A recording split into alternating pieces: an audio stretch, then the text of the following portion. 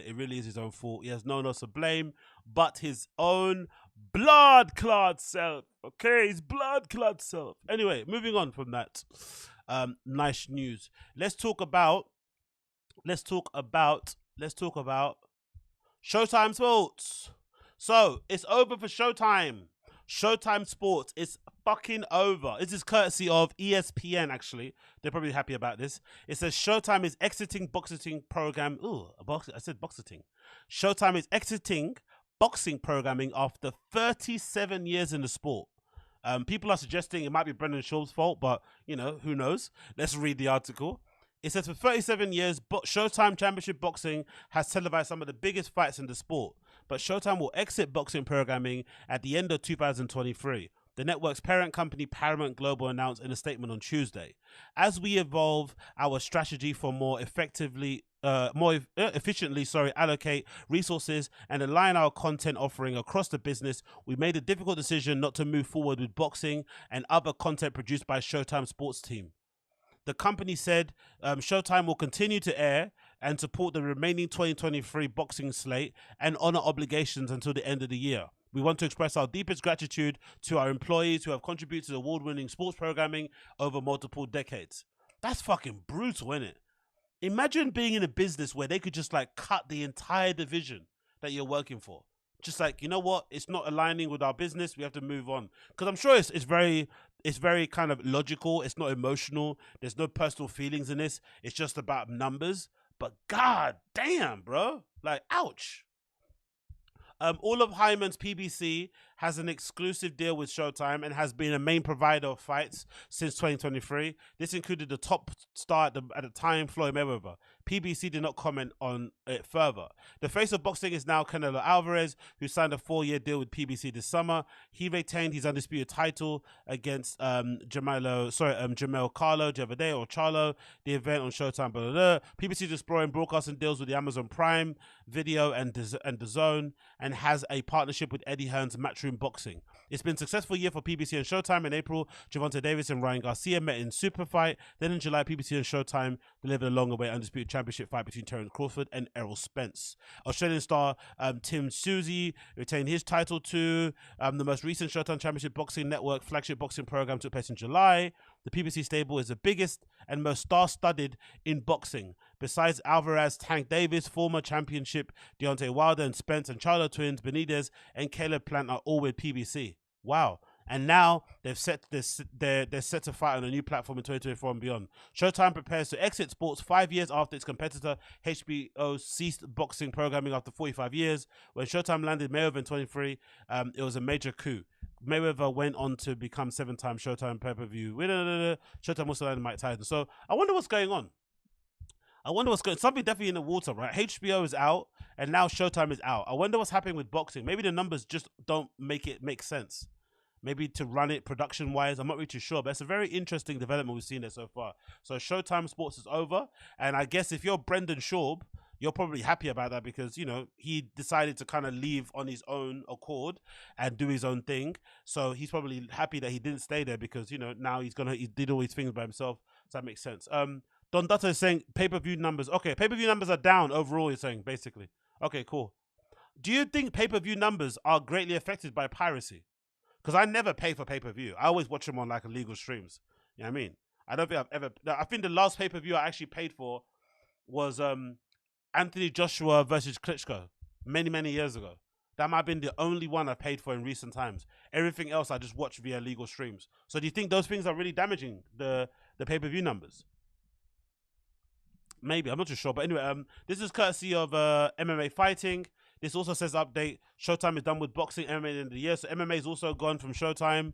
Let's read this as well. It says, in an internal email, Paramount executives informed employees at Showtime Sports, which oversaw boxing events, as well as Bellator MMA, will shut down at the end of 2023. Paramount President and CEO Chris McCarthy stated in an email that Showtime will be shifting resources towards more scripted material moving forward to drive subscribers to the network to the streaming service Paramount Plus. Global Paramount confirmed the news, a statement. As we evolved the strategy, Showtime will continue to air in 2023. As part of the changes happening to the network, Showtime Sports President Steven Espinoza will be laid off from the position he held since 2011. Okay, wow. Even the big dogs are losing their jobs. Okay, this is serious, isn't it? Espinoza spearheaded much of the growth in boxing and Showtime, which included and working with the UFC in 2017. Espinoza also took oversight on Bellator MMA when the promotion started airing events in Showtime. The company decision is not reflective of the work we've done in recent years. Unfortunately, in the rapidly evolving media landscape, the company had to make a difficult choice allocating resources. The decision to shut down Showtime Sports comes as the time when Bellator has been surrounded by volatility. Plans for Bellator MMA may be heightened now that Showtime has announced plans to stop airing its combat sports. So yeah, everything's happening at the end of 2023. So yeah, let's see how that kind of rolls out. And then I also wanted to speak about, it also kind of reminded me to double check the fucking trailer for Below the Belt when that was signed on to Showtime, because I still maintain Brendan fucking up that Below the Belt check might be one of his biggest, most dumbest faux pas to date. It was a nice amount of like money to just essentially sit down and analyze MMA, the thing that he'd done for many, many years and did to the really high level when obviously he was over there in the fucking UFC. You would imagine he'd maybe put a bit more effort into it. What is below the belt? That is the million-dollar question. You'd think he put more effort into it, because I would assume that paycheck probably paid for a lot of other things that he was doing in his career at the time. But for some reason, he put the least amount of effort into his show Below the Belt on Showtime when it was on there. Now it's changed to Shorb Show. But it's always kind of surprised me why he did that. Because like I said, it's like an easy paycheck. Why fuck that up? So I went online and double checked, and I found this video on Facebook. Because a lot of the Below the Belt videos and stuff and content has been scrubbed from the internet. Most of it's been privated, and whatnot. Maybe because of Morning Combat when they signed on and took over the channel, I'm not too sure. But you can't find a lot of the content anymore online, so all of it's kind of gone. So you have to kind of find on the Reddits or on other platforms. So I scoured the place and found a trailer for Below the Belt of his show on Showtime, and just look at the production level. Look at the production level. Look at all the shoot locations that he's fucking filming at. Like, Showtime put a lot of money into Brendan, bro, and he really did not repay their faith in the slightest. But they put a lot of money into this guy. Look at this trailer. Look at this trailer. Is below the belt? That is the million-dollar question. Hey D, What's up, man? good to see you, brother. Too, bro. Versace. What's up, dog? Gucci boots. He was living life, bro. Doing shots on air. I'm not paid by Showtime to hype up a fight card you've never heard of. I happen to be a huge fight fan. I happen to have a background in fighting, have a background in comedy. And when you mix those, it's something unique and pretty cool. I'm nervous, like a good nervous though. Different than fighting. Fighting, it's like a, oh shit nervous. This is like, let's do this, man. It's gonna be so much fun nervous. What is happening, Boston? I'd say it's a passion project when you attempt something like this. And I love Jim Lampley. He's a dinosaur on there, man. You want to hear your grandpa tell you how exciting the fight coming up is? It's going to be hard to sell tickets, man, or a TV show. Sorry. Tune in. There's no slogan. You've heard it all. February 28th, Below the Belt, Showtime. They put a lot of money into that fucking guy, bro, and he did not repay them at all. They put a lot of money into it. Look at all the shoot locations. Look at what he's wearing, right? Like, look all the, like, he's filming on the fucking seafront somewhere, right? He's wearing Gucci loafers, talking to Deontay Wilder on some penthouse. Like, they funded a lot of shit. You know what I mean? They really funded a lot of shit. Had to put faith in him to spearhead the whole MMA thing, and he really fucked it to the point where my theory is, or has been and always will be, that Brendan got fired from Showtime. That's my personal feeling. I feel like his contract came up for renegotiation. They looked at the numbers. They looked at how little he was doing in terms of pushing MMA. Because I think when he got signed, actually, I don't need to think anymore. I think I've got the fucking press release. Yeah, I've got the original article here. When he originally got signed from on Showtime, let's read what it actually says here. This is courtesy of Variety. In 2018, February 2022, they announced the deal, right, with him on there. It says Brendan Schaub to host a Showtime digital sports talk show called Below the Belt. You see his face on there. It says former MMA fighter and podcaster Brendan Schaub is set to host a new Showtime digital show called Below the Belt. The twice monthly 30-minute show will debut on February 28th. So it was not only a YouTube thing, this was actually airing on fucking Showtime, the channel. You know, like you could watch it on fucking TV and shit. The show will explore the latest news in combat sports and pop culture. It will also feature interviews with combat sports and entertainment figures, road trips, fight camp visits, sketches, animation, and pop culture spoofs. But surely that sounds like a dream job for anybody that's balls deep into combat sports, especially someone like him being a former professional. This should be a cakewalk. This should be something he could do with his arms, his hands, his feet tied together. He should be able to do this with his eyes fucking closed, and he still fucked it. The initial guest list of combat sports athletes and entertainers include Stone Cold Steve Austin. Look at the guests that he had. Stone Cold Steve Austin, Paul Malignaggi, whatever his fucking name is, and Joe Rogan. I'm not too sure if Joe Rogan was a guest on there in the end. I don't think he did appear on Showtime on fucking Below the Belt, but I could be wrong. The multi-platform program will also include weekly podcasts and a composite program that will air once per month on Showtime Extreme. The podcast will premiere on March 6th, and the composite program will premiere on March 29th. Below the Belt will be produced by Showtime Sports with Embassy Row. Schaub's rose to fame during the time of the UFC reality show The Ultimate Fighter. In his 10th season, Schaub finished as the runner-up in that season, losing in the finals to Roy Big Country Nelson. He went on to a successful career of the UFC, winning 6 of his 10 fights with the organization, including wins over notable fight. Raw! He had 6 wins out of 10. That's not too bad, isn't it? But I guess the issue with Brendan is that the knockouts, the losses were really spectacular, innit? They were all like dizzy knockouts, right? But he won 6 out of 10 fights in the heavyweight division where he was never going to be a favorite, and he was also not that gifted or talented, really. Didn't have good striking, had decent grappling, but that's a pretty good record, no? 6 out of 10 fights in the UFC. I didn't know that. Shit. Including wins over notable fighters like Gabriel Gonzaga, Mirko Krokop. He retired in 2015 with a record of 10 wins and 5 losses. Schaub is a frequent guest on podcast Joe Rogan Experience and currently hosts The Fire and the Kid, blah, blah, blah, blah, blah. The Fire and the Kid currently averages 9 million downloads per month. They don't get that now, do they? They were getting 9 million downloads per month. No wonder that fucking Cast Media check was so fat. Schaub also hosts a solo podcast called Big Brown Breakdown, which averages 4... Can you imagine how much these motherfuckers are making at the peak of of podcasting? Can you imagine how much money these guys were making at peak podcasting? Brendan had one show by himself, one show on his own, one show that he already had 4 million downloads per month. The ads must have been crazy. And again, no effort needed. Instead of getting all that money and investing it into your fucking content, investing it into maybe hiring a researcher or something just to try and to spruce up the quality of the show, he just kept phoning it in, doing the bare minimum. And in the end, he paid the price because Showtime said, Gadooshed. It continues, says, on television, Schaub has named the correspondent on the after party for E! Network and co-hosted, Jesus Christ, Brendan was really living life, innit? Look at these credits. He had a show on E! called The After Party. He co-hosted the Golden Globes and the Grammy Awards after shows. Can you imagine this version of Brendan that you know now doing a show on E! or being able to host the Golden Globes and Grammys after shows? Yes, I know they're not the main shows, but it's still a big deal to get the show, right? Not every Tom, Dick, and Harry can get it. You're not going to interview super big celebrities, but the fact that he was there at one point and now he's what? Doing podcasts with Chris D'Elia and Eric Griffin. Holy shit.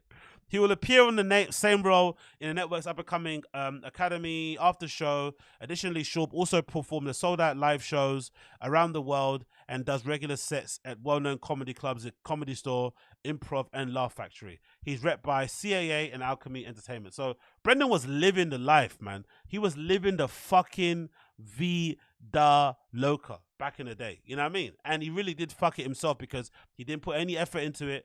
And essentially, he ended up having to pay the ultimate price because that show got taken away from him absolutely rapidly. And then I wanted to play a clip here of Brendan actually explaining a little bit about why he left Showtime. This is a little short clip from the Fire and the Kid subreddit. It's a big up them for uploading this from many, many years ago. Or no, a year ago, actually. It feels like it's longer, isn't it? But it's only been a year, I guess, since he left Showtime officially. But this is him kind of explaining it, what actually happened. But my theory is that they just didn't want to renew because his numbers weren't good and he wasn't really pushing the network forward. That's my theory, but I could be wrong. Let's play the video and see what they says there. And you're at shows. I go, yeah. I told him, actually announced it today on Below the Bell. I'm leaving Showtime. January 21st, or I'm sorry, December 31st. Everything will be under Thick Boy. Yeah. The Below the Belt changes the shop show, and food trucks come over to Thick Boy, and all the things. And I'm telling him all this stuff, and he goes, no, I hear all that. But what is the goal? In 2 years, what is the goal? And I go, I'm in it, Rob. So what I'm doing is... So I think he's talking about Rob Dyrdek, right? I think he's talking about Rob Dyrdek, because I think that was actually one of the better interviews. I think I might rewatch that on stream. That was actually a good interview because Rob Dyrdek obviously is a fucking beast. Like him or not, he's a great businessman, and he seems like a cool dude. So when he came on the pod, it was interesting because that's actually somebody that Brendan pretends to be like a mogul. He pretends to be like an entrepreneur, but you know, my guy actually is one. So I think they actually saw for real what an actual businessman looks like and what they sound like. And it was quite humbling. You could tell, like, they were trying to flex, they were trying to stunt, but after a while they had to kind of simmer down because Rob Dyrdek actually knows Wagwan. Do you know what I mean? So let's check it. He goes, no, I know you keep saying that, but so you're going to do all that's where his brain went. He's like, you need to figure out what's your end goal for building all this. Like, what's the end game?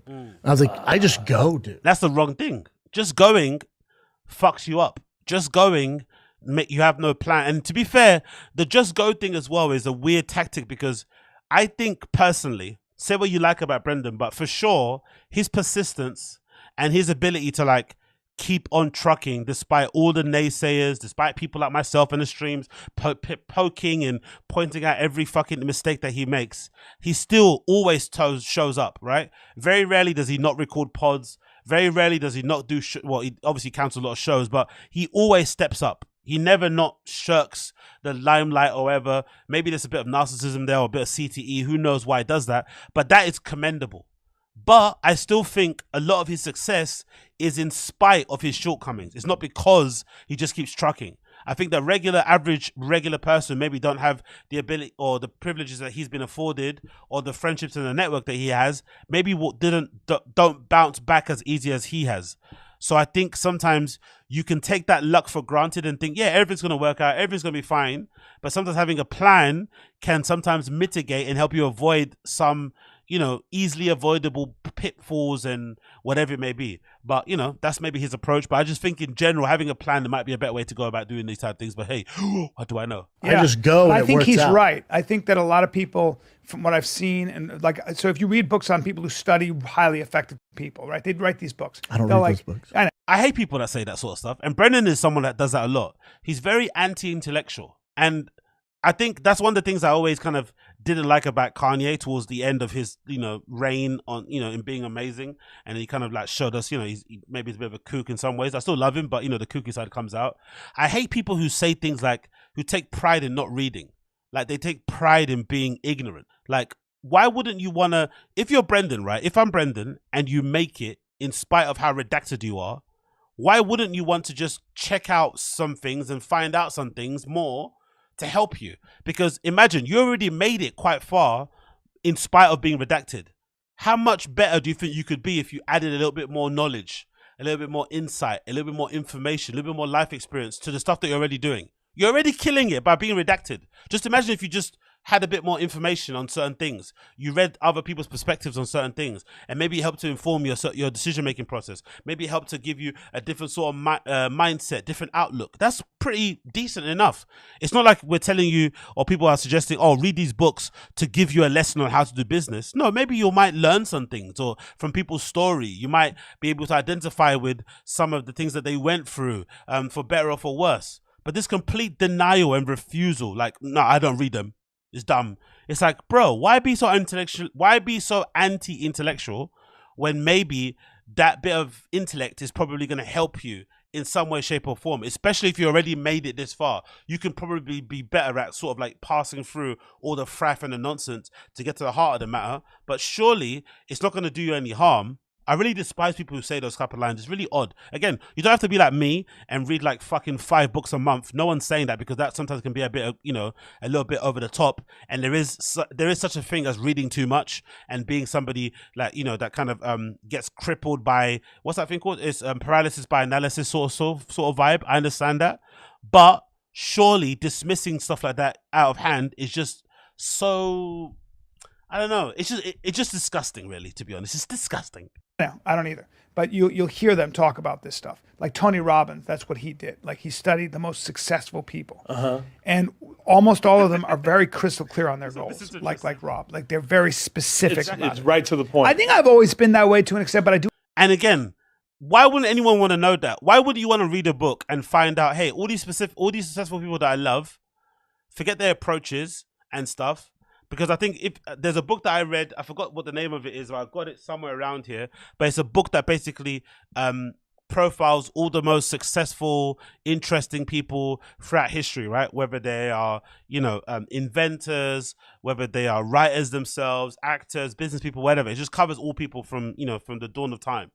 And what it does, it tries its best to sort of like spec out what their ideal day looked like what they did during the day, how they split up their priorities and shit. And what you realized, it's not the whole thing about, waking up at 5 a.m., all this sort of nonsense. No. What you realize by reading most people who are successful, reading how they do in a day is usually they try to get the most out of it. That's all it is. There's nothing magical about what they do in the hours that they have available, but they just try to get the most out of the hours that they have. So if they have a business and they may be working on a passion project, any free time that they have, they devote it to the passion project. If they have a family they have to look after, any free time away from the family, they're devoted to their business. That's all that's the kind of thing that I remember picking out when I read those type of books. Oh, they're just really good at using their time. They don't waste their time. Now, wouldn't anybody benefit from hearing that? Wouldn't anybody benefit from hearing that most of the successful people that we've all known, who've gone down in our history books, have all been really good at making use of the time they have available? That's a handy bit of information that you find out in a book. You don't need to go and start copying their fucking day-to-day, line by line, but surely that information is beneficial to you. But someone like him, nah, doesn't matter, I don't care, I'll do it by myself. It's fucking weird stance to have to people. I really find that anti-intellectual thing very, very strange. Do it in my mind. Oh, you're not write it though. Down. No, I think I was. Are you shitting me? No, I am. No, I 100% am. I'll prove it to you. What? I'll prove it to you. I'll 100% prove it to you. That's funny though. I'm very orientated. That was a good little exchange. But yeah, so that happened, of course. Brendan explaining why he actually ended up leaving Showtime. But do you guys want to see some of the content that Brendan was making at Showtime?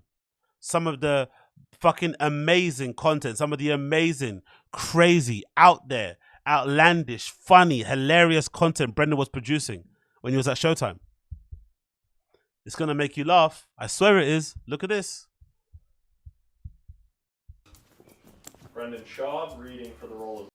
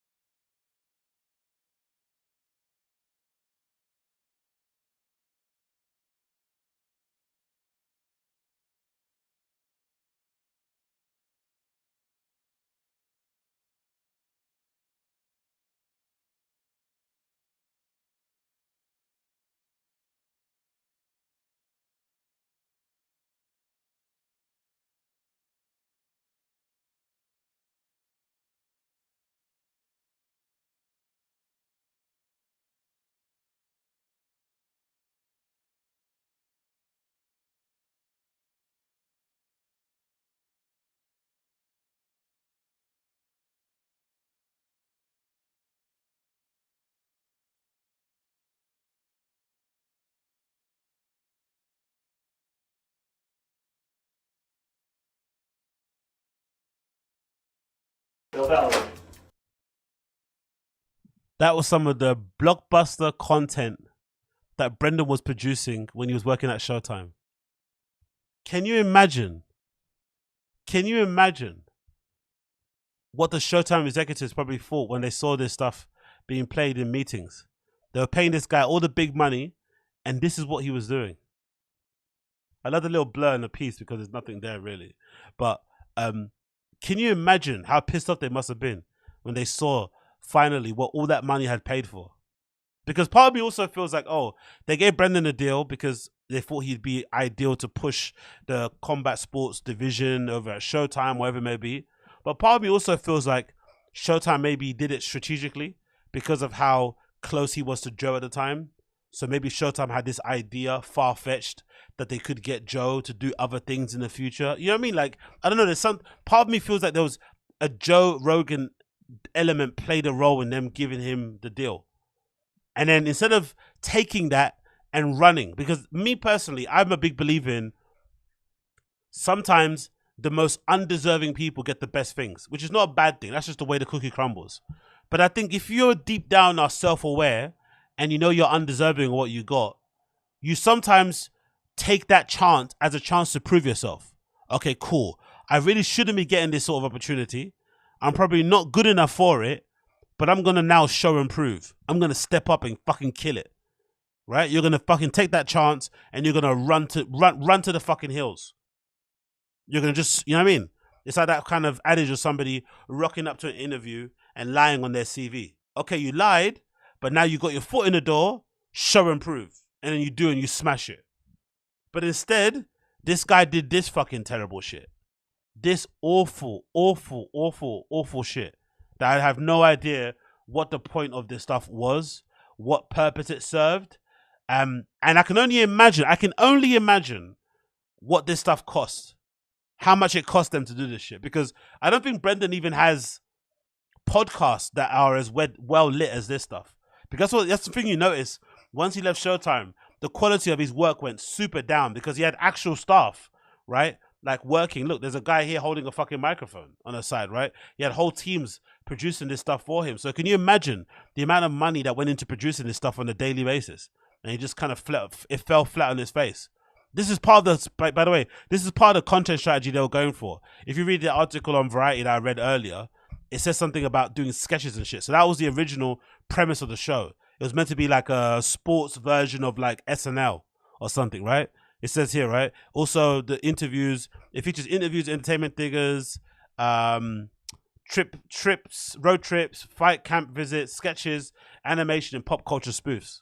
So clearly that was the whole point of it. It was meant to be like a sort of SNL for like combat sports, which is an odd mix, really. I don't know why anybody would want to watch an SNL version, an MMA version of SNL. Like, what? Doesn't make any sense, really. It's a bit odd. But hey, that's what he did. That's what he tried to make work. And it fucking didn't fucking work. And then I've got another video here to show you some of the best footage that he did. Here's another video showing you some of the fucking amazing content and skits that fucking Brendan was doing when he was over there at Showtime. Look at how funny and how hilarious this shit is. I bet you guys are going to be absolutely dying in your seats. You're going to be absolutely, you know, your ribs are going to be splitting when you watch this. I bet you're going to be so fucking, oh my God, I can see no stop. It's so funny. MMA is blown up everywhere. There's so many leagues. My grandma's in the fight league. Nana kicks ass. Some even say there's too many fight leagues. Too many. Man. Look what they did. They had the budget to get Derek Lewis to do an advert, little skit thing for them back in the day. Imagine that. Who said that? It was Jerry. Well, f*** you, Jerry. That's why we created our own fight league. We got it all. Yeah. Except octagons. 8 sides, f*** that noise. We got 14 motherfucking sides. Tetradecagon. We also got barbed wire with a trampoline floor. Bounce, bitch. And a spike roof. Not too hard, bitch. We don't throw 4-ounce gloves, not even 8-ounce gloves. We wear 12-pound gloves. And we don't grapple. We tickle. Tickle, motherfucker. Guess what? Each fight takes place at your favorite coffee shop. Good luck getting your lattes, you hipsters motherfuckers. Who needs Conor McGregor? Our fighters are the best in the world, hands down. Guys like James Two Dicks Ryan, Pierre Clown Killer the Bell, Meryl Streep, and Jerry. So get ready for the fight league that will kick you all up in the nuts. Testicular Trauma, Federation of Ass-Kicking Badasses and International Outlaws. get you some.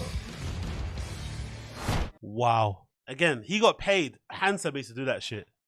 Handsomely. God damn it, Brendan. Anyway, Showtime Sports is over. That was a good little way to sort of like crown it off and let people know that Showtime Sports is done and it's over. So that should be a nice thing to fucking check out and see. But let's see some of the best moments, actually. Let's see some of the best Showtime Sports moments where Brendan does some fucked up things on the ad read. Because I wanted to check some of this shit out. Let's see if I can see it here on the screen. This again for the Fighting the Kids subreddit, so big up the guys. It's from this thread here. You can see on the page. It says Brendan Shaw Butchering Ad Read Collections, Part 1, Below the Belt Edition, right? So we're going to go through all of these and see what they're saying, because this is going to be fucking hilarious. Seeing some of these ad reads. Look at this, look at these, look at this, look at this stuff. Look at this shit. Look at this shit. Look at this. So if you're ready for a new cardio and full body home workout, visit crossropes.com/shop. That's So if you're ready for a new cardio and full body home workout, visit crossropes.com/shop. That's SCHAUB. Get up to $40 off. So if you're ready for a new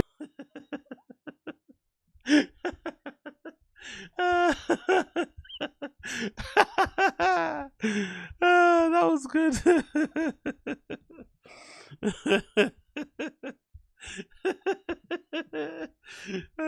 Did he spell his name wrong?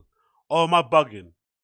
Did he spell his name wrong? Let's do it one more time. Did he spell his name wrong? So if you're ready for a new cardio and full body home workout, visit crossropes.com/shop. That's SCHAUB. SHAUB. He spelled his own name wrong. AUB. Get up to $40. HAUB. That's SCHAUB. /shop. That's SCHAUB. Get up to $40. SHAUB. SHAUB. Oh, I fucking love it, bro. Not being able to spell your own name is probably the greatest sign that you have CTE in it. Another one. This one's from DraftKings, allegedly. Let's see this one. This is a DraftKings read. Deposit bonus requires 25 times playthrough. Restrictions apply. See DraftKings.com/sportsbook for details. Gambling problem? Call 1-800-GAMBLER or Indiana 1-800-9-WITH-IT. Bumba-ratted, bro. Okay, cool. Let's go through all of them. I want to go through all of them. Sorry. Let's just go through all of them. Helix Pillows. Let's see this one. Pillows. Oh, yeah, he says pillows, doesn't he? He doesn't say pillows. He says pillows. I don't know why he says pillows, but let's see what he's going to say. Pillows for you guys at helixsleep.com/. Nah, man. I don't care. I have people in my in my comments saying BT. He's got CTE. Stop taking a piss out of what he says. Have you ever heard anybody in your life pronounce pillows like this? Pillows for you guys at helixsleep.com/BT. Pillows for you guys at helixsleep.com/BT. Pillows for you guys at Pillows. Pillows. Have you ever heard anybody pronounce pillows pillows? Pillows? Okay, cool, man. Whatever. Another one. BetterHelp. Let's see this one. Waiting room with therapy office. There's none of that. Oh, fucking hell, bro. This is Brendan at his worst, isn't it? BetterHelp. Wow.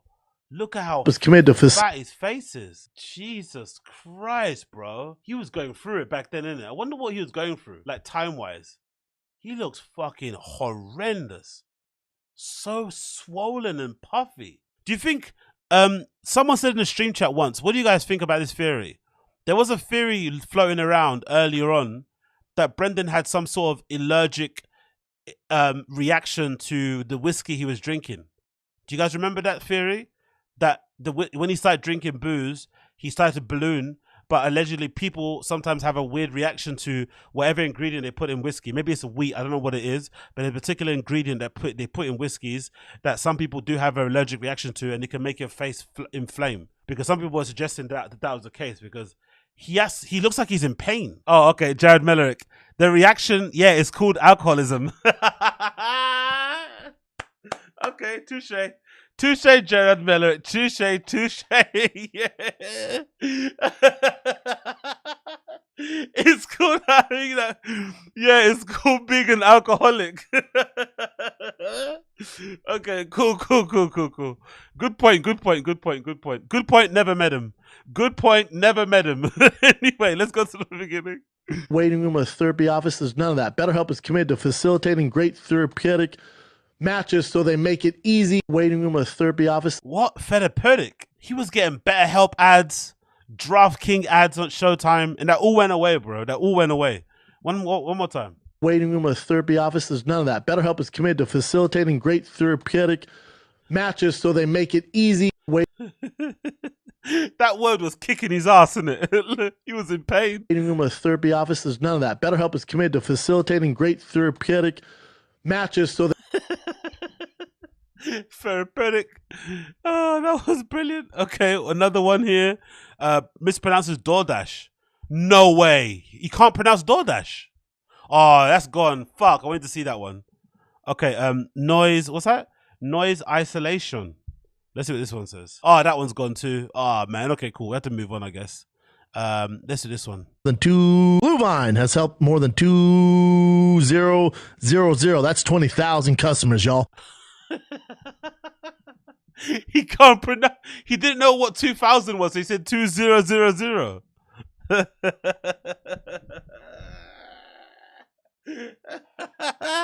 One more time. Hold on. He couldn't read 20,000, so he said 2000. No way. No fucking way. One more time. Blue Vine has helped more than 2,000. That's 20,000 customers. Isn't that 2,000 too? That's not 20,000. Let's see one more time. He did 3 zeros, not 4. Hold on, one more time. Blue Vine has helped more than 2,000. That's 20,000 customers, y'all. Blue Vine has helped more than 2,000. That's 20,000 customers, y'all. Blue Vine. But yo, I'm sorry, right? Look at his face, bro. He was getting... You know, like, have you ever had those times where you eat really shit and you start getting spots? I remember that happened to me, right? You start eating really badly. Maybe you're ordering DoorDash 3 times in a day, and your face just like especially mine, it happens to me all the time. My face will puff up and I'll start to get spots, which I never do get spots. I'll get them right in the middle of my head. I'll get them in my cheek and shit. That's what he looks like. But he's also got a little bit. That's why maybe Jared Mellock was right. Maybe it is alcoholism because he's got that little bit of a red rash that Bert always gets. Bert, whenever he's drinking a lot, he always gets this like weird little red rash on his cheeks. Like it kind of looks like eczema, but it's not. So maybe it comes from the booze. Maybe, I don't know. But I guess that's it. Look at that. Fucking hell, bro.